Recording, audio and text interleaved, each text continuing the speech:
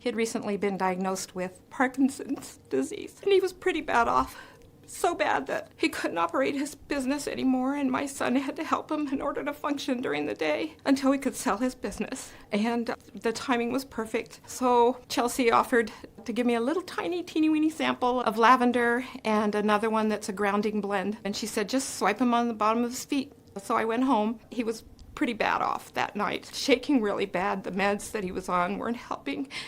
And he had anxiety really bad. So I said, well, she said to put these on your feet. So I just did a swipe of each one on each foot, and I began to record them on my phone. I sat on the bed and said, why don't you calm down and watch TV, But before I knew it, he had been going like this, shaking so bad. And before I knew it, he started slowing down. And the last thing that was left was his thumb was just shaking like this, and he was calm. And, friends of ours were amazed that right about when we finally sold our business, which was just 2 months later, we moved to Texas and went back about 6 months later to San Diego, and nobody could believe the difference in him. He had color in his face. He had turned pale and gray and was sad to look at. And when they saw him and he was talking, he was able to talk and he had color back. And he still has Parkinson's disease, but he's living a life that's got quality. And when we moved from San Diego, we sold everything. He had power tools and all kinds of things, but he thought his life was over because of these oils. We've got a little bit of hope in our lives, a lot of hope.